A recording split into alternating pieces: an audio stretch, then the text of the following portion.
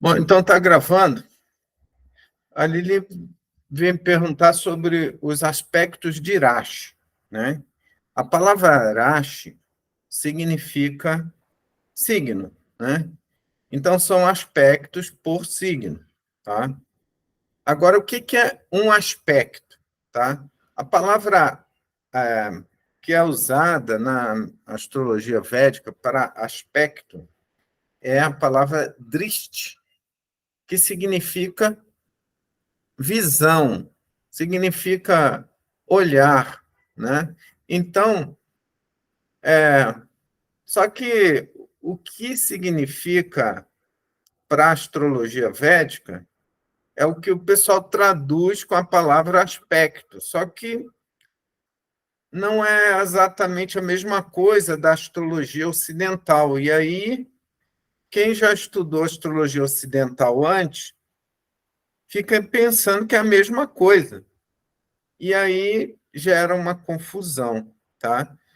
Então, eu já percebi que pessoas que estudaram astrologia ocidental antes, elas têm mais dificuldade em compreender o aspecto de Irache, ou mesmo o aspecto de Graha, que a gente vai ver a seguir, do que aquelas pessoas que não estudaram nada, nem astrologia védica, nem ocidental, né? Porque as pessoas que estudaram, elas tentam fazer ser a mesma coisa. Aspecto, traduziu como aspecto, então é aspecto. Só que essa tradução é uma tradução um pouco errônea, por falta de palavras, né? Porque a palavra original em sânscrito é drishti, e drishti não é aspecto, é olhar, é um olhar. Então, vamos tentar entender o hindu, né? O hindu ele pensa nos planetas como seres divinos, seres espirituais. Ele não pensa nos planetas como a gente, que ele está pensando, é um planetinha, um corpo celeste que está em movimento. Eles pensam em uma divindade. Então, eles estão falando, é um olhar do Marte, é um olhar de Vênus, né? Então, eles estão pensando nas qualidades desse Deus, né? Vênus, Marte, são deuses para eles, né? E aí, o olhar, o driste, ou o aspecto, né?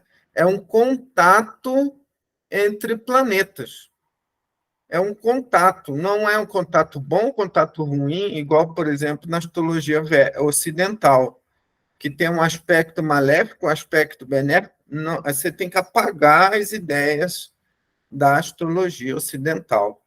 Não, é o nome que se usa é aspecto, mas é a tradução assim pobre, porque não tem palavras, outra forma de traduzir, né? Se eu colocasse olhar, aí ia ficar assim meio, o que é o olhar olhar do signo? O que é isso, né? Então, eles falam que é aspecto, porque na astrologia ocidental tem o nome aspecto. Só que gera mais confusão ainda, prejudica o entendimento, tá? Algumas pessoas usam o termo como seria o termo, a tradução da palavra driste, que seria olhar. Ah, o olhar de Marte, olhar. Eu não acho muito legal, porque também esse olhar aí não diz muita coisa, né? Mas a gente pode entender que aspecto é o quê? É o contato de um planeta com outro, ou de um planeta com uma casa, né? Então, quando um planeta lança um olhar, ele está lançando sua energia, a sua natureza para aquele outro planeta ou para aquela casa, né? Entende? Então, aspecto aqui, vamos entender, um elo de contato, um raio de contato entre planetas ou entre um planeta e uma casa. E aí, a pergunta que a Suzana veio fazer na aula anterior é se as casas, os signos sem planeta nenhum vão fazer aspecto. Aí a resposta é não. Por quê? Porque o, as casas e os signos, isoladamente, sem nada, sem planeta nenhum, são o espaço no céu. Esse espaço no céu ele não está lançando assim um significado para outra casa, né? Mas se houver um planeta ali, aquele planeta vai estar atuando com a natureza dele, mesclando a natureza dele naquele signo, naquela casa, e lançando o olhar dele, ou o raio dele, a natureza dele, para outros lugares. Tá? Então, é preciso haver um planeta envolvido, pelo menos um, né? Mas a gente normalmente procura por dois, um com um canto, outro no outro. Mas pelo menos um planeta tem que estar envolvido para a gente considerar que tem um aspecto, um Rashi Drishti, um olhar, um contato, tá? Então, a gente não pode pensar no Rashi Drishti ou no aspecto da astrologia védica que ele seja da mesma forma que o da astrologia ocidental, tá? Por quê? Porque é um ponto de contato entre o planeta, por exemplo, pode ser entre um planeta e uma casa. Vamos ver esse mapa aqui como exemplo. A gente está vendo aqui ó, que o Marte está aqui em Aquário, né? Marte está num signo fixo, então ele vai fazer aspecto com Júpiter, que está ali do lado dele, né? Ele está em conjunção, está no mesmo signo, mas ele vai fazer aspecto com os signos que estão com os signos cardinais, os signos e casas que estão os signos cardinais, que vão ser Áries, Câncer e Libra, menos Capricórnio, porque Capricórnio está aqui do lado, e nós sabemos que tem uma exceção aqui, ó, essa regra aqui de exceção, que fixo, que está um do lado do outro, não faz aspecto com o cardinal do lado, tá? Então, ele está fazendo aspecto aqui, ó, com a casa 12, que é Áries, com a casa 3, que é Câncer, e com a casa 6, que é Libra, certo? Então, o que ele está fazendo? Ele está lançando a energia dele, a natureza dele. Né? Nós tivemos estudando aqui os planetas, os signos, as casas. Agora a gente vai começar a juntar, combinar. Né? A astrologia, a gente está fazendo essa combinação o tempo todo.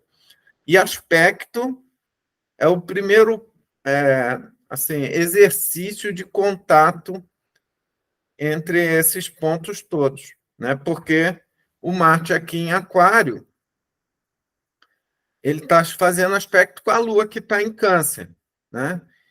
Mas ele está fazendo aspecto também com a casa 12, que está em Áries, a casa 6, que está em Libra, certo? E o que é esse aspecto? É a natureza dele. Qual é a natureza de Marte? Nós vimos que Marte é um maléfico. Ele está lançando a energia dele, da natureza dele. Nós tivemos uma aula falando só da natureza de Marte. Ele lança essa natureza dele. Você tem que ter essa natureza de Marte na ponta da língua. É claro que se você não tem tudo, pelo menos algumas palavras, algumas frases, algumas imagens de Marte, para você entender que a natureza dele ele está lançando essas características, essas qualidades, esses defeitos também para essas casas e para a Lua aqui. A Lua vai estar recebendo o aspecto do Marte. Tá? Então, é importante a gente saber essa mecânica, porque a gente vai começar a fazer essa combinação. Isso vai ser um passo de cada vez. Ninguém já sabe todas as combinações de cabeça aqui, ó, porque você já viu os planetas, já viu os signos. Você vai compondo. Você aprendeu o alfabeto, agora você vai juntar as letras e formar sílabas. E depois vai formar palavras. Devagar. A gente não pode ter pressa, a gente tem que dar um passo de cada vez. Tá? Aí o que é difícil, nós vamos, na próxima etapa, falar de outro tipo de aspecto, que esse aspecto aqui é o Purash, que a gente olha os signos envolvidos, se eles são fixos, duais ou cardinais, para você saber se um planeta está lançando um olhar, está lançando um raio, uma influência para o outro planeta. Né? Mas daqui a pouco a gente vai ver o aspecto de Graha, que é uma outra maneira de você ver como um planeta faz um contato com o outro. Né? Além desse tipo por Ash, tem um outro que é por Graha, que é por planeta. Tá? E depois vocês vão entender que existe uma diferença, uma leve diferença. É uma maneira de fazer contato, mas existe alguma diferença entre o aspecto de Irache e o outro de Graha. Mas, no momento, pensa só que é uma forma de fazer contato. E com o tempo, vocês vão entendendo melhor essa diferença do aspecto de Graha e o aspecto de Irache. Tá? Eu já vi, e não se preocupem se isso parecer um pouco confuso ou difícil, porque eu já vi pessoas que estudam astrologia há vários anos e não estão entendendo bem isso. Né? Isso devido a que a astrologia védica exige que você vai compreendendo conceitos. Né? Você está vendo um conceito de combinação por signo. Cada signo, você vê um espaço no céu. Né? Se você estiver olhando o céu com algum instrumento, pode ser com um computador, né? O céu ele está dividindo em regiões, cada região setorizada por determinadas constelações, e elas estão ali, estáticas. Então, a maneira de um contato entre um planeta e outro, ele tem uma certa característica diferente quando é um aspecto por Graha. Por quê? Porque o Graha, a palavra Graha significa planeta, tá? É traduzida como planeta, mas poderia, assim, se a gente fosse pegar a palavra Graha, ia ver que não seria planeta, né? Porque, por exemplo, Rahu e Ketu não são planetas, mas são chamados de Graha, né? Então, vamos lá. O planeta, ele representa pessoas, né? Mas o signo, ele representa um espaço no céu, ele representa um recurso da natureza. Né? Então, o planeta ele está se combinando com determinados recursos que têm características, que nós já estudamos as características de cada signo. Né? Então, o planeta ele se movimenta e passa por cada um dos signos, combinando a sua própria natureza com a natureza do signo. Só que o planeta é um elemento dinâmico, ele está em movimento, ele não vai ficar parado ali. Então, ele representa coisas dinâmicas, pessoas vivas. Né? E Já o signo, não, ele é um espaço no céu, é como se fosse, né, é como se fossem vários reinos, né? O reino da Dinamarca, o reino da Grã-Bretanha, o reino de um outro país. Cada determinado país ou região é um espaço que está lá, e você pode ir até ele como se você fosse um planeta, né? E uma pessoa é o regente daquele local, né? Ele é o governante daquele local. Então, o planeta ele representa pessoas. Os signos eles representam recursos, né? Tá? Então, é importante a gente começar entendendo esses conceitos, tá? Porque a gente vai usar muito na astrologia védica, tá? Então, novamente, eu ainda não falei sobre os aspectos de Graha, mas a palavra, eu já acabei de falar que Graha, ou um planeta, representam pessoas. E as pessoas, elas têm desejos, né? É claro que, se você pegar cada planeta, ele vai representar desejos diferentes. Saturno tem desejos diferentes de Vênus, porque são de naturezas diferentes, tá? Agora, os signos, eles representam recursos, espaço, regiões no céu, né? Eles têm características, mas eles não têm essa, essa ação individual como de um planeta, que representam pessoas, tá? É importante vocês entenderem isso. Vocês não vão, agora, nessa aula, entender tudo de astrologia. Tem que ter calma. Eu estou vendo aqui que tem algumas pessoas assim, com pressa, querendo botar o pé no acelerador, mas não precisa ter pressa. Revisa tudo, assiste de novo os vídeos, e vai com calma que eu vou explicar. Nós vamos chegar nos exemplos, né? Mas é importante você compreendendo cada passo que eu estou dando com vocês, tá? Se quiserem perguntar alguma coisa agora sobre os aspectos, sobre outra coisa, pode perguntar, né? É, eu quero. Pode falar, Lili.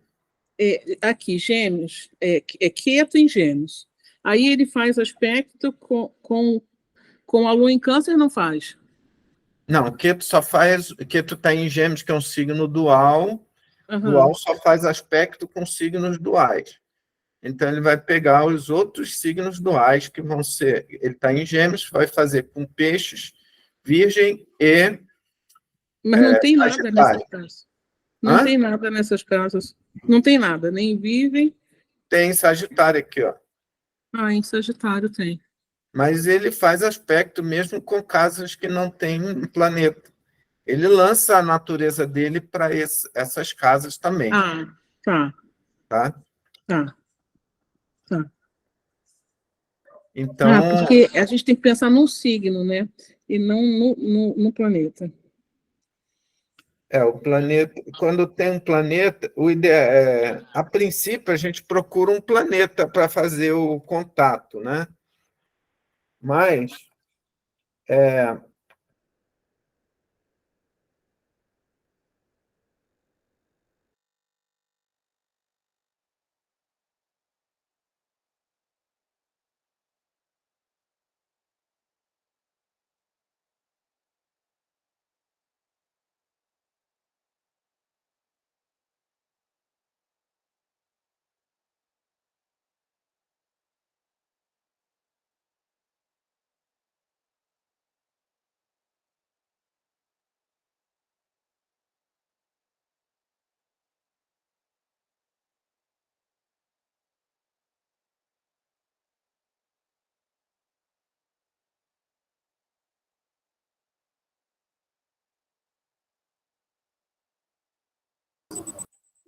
E eu acho que o evento caiu, né?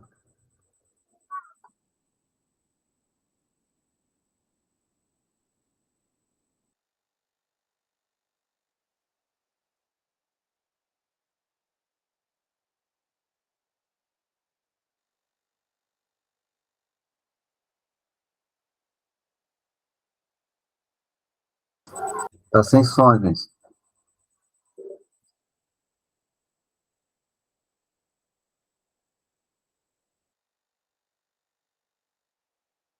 Tá com o microfone fechado. A minha bateria caiu e eu tive que religar o computador aqui para entrar de novo. Mas então, respondi a sua pergunta, Lili? Tá. A gente vai ver isso aqui mais vezes, né? Para ir fixando aos poucos, né? Vamos. Tá bom. Tá? Então, então nós sabemos aqui que Queto ele não ele vai fazer aspecto com os planetas que estão em Sagitário, porque Sagitário é dual, né? Mas ele também vai fazer aspecto aqui com a casa 5, né? A casa 5, que é Virgem, e com a casa 8, a casa 11, que é Peixes, né? Tá? Então, ele está fazendo aspecto. Só que, por enquanto, se preocupe em ver o aspecto, né? O contato entre planetas, tá? Se olhar aqui para cada casa, já fica assim, vai se tornar uma coisa fácil depois você entender esse contato entre planetas, tá? Bom, eu não vou ficar aqui olhando com vocês os aspectos, quem está fazendo aspecto com cada casa. Isso é um exercício que vocês vão precisar fazer por vocês mesmos, para assim, ver se lembra essa combinação dos signos cardinais com fixos, duais com duais, tá? Vamos passar para outro tipo de aspecto.